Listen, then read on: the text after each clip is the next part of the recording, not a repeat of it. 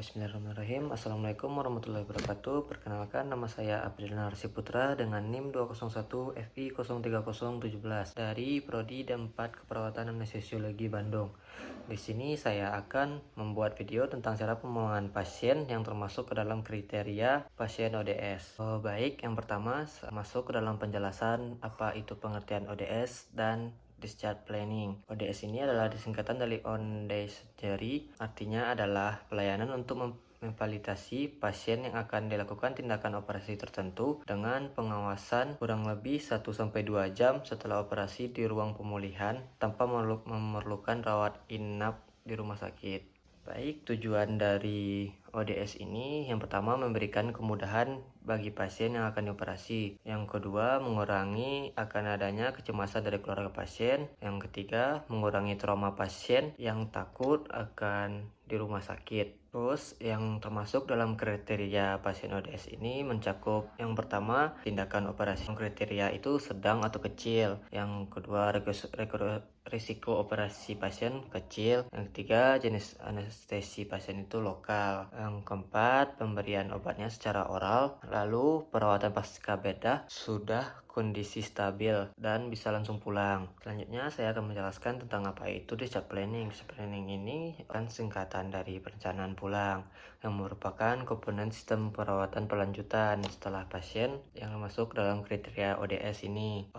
Pelayanan yang diperlukan pasien secara berkelanjutan dan bantuan untuk perawatan berkelanjutan pada pasien dan membantu keluarga menemukan jalan keluarnya atau untuk menanganinya. Tujuan dari discharge planning ini membantu pasien dan keluarga untuk mencapai tingkat kesehatan yang optimal. Lalu discharge planning yang efektif juga menjamin perawatan yang berkelanjutan di saat keadaan yang penuh dengan stres. Yang selanjutnya, sebelum pemulangan pasien kita harus memperhatikan skor PADSS yang harus terpenuhi, yang yaitu ada 6 parameter. Yang pertama ada vital sign, tekanan darah pasien kurang lebih 20% dari sebelum operasi, yang itu bernilai 2. Selanjutnya kita harus memperhatikan ambulation atau mobilitas pasien, apakah pasien berjalan dengan normal atau tidak lemas, apakah pasien itu butuh bantuan. Selanjutnya mual muntah pasien yang harus diperhatikan, apakah ringan, sedang atau berat. Terus skala nyeri pasien tetap sama, ada ringan, sedang dan berat. Selanjutnya kita akan melihat risiko pendarahan pada pasien, apakah minimal atau tidak ada, sedang atau juga berat. Terus kita harus memperhatikan sistem perkemihan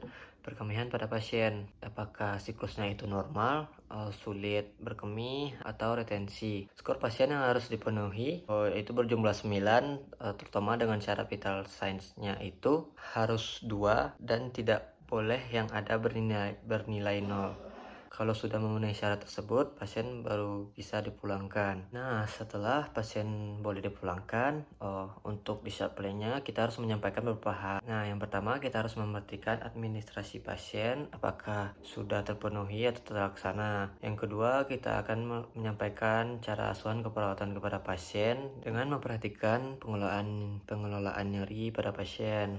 Sebelum pulang biasanya dikasih obat anti nyeri terhadap pasien. Terus kita harus menyampaikan bagaimana tata cara untuk pengelolaan makan minum pasien. Terus di discharge planning ini kita harus menyampaikan kepada pasien atau keluarga pasien tentang pengelolaan aman dan nyeri, tentang kenyamanan pasien di rumah, atau semisalnya tentang penggantian pembalut atau perban pada pasien. Baik, sekian video dari saya, segitu hanya yang bisa saya sampaikan. Saya pamit undur diri. Terima kasih. Assalamualaikum warahmatullahi wabarakatuh.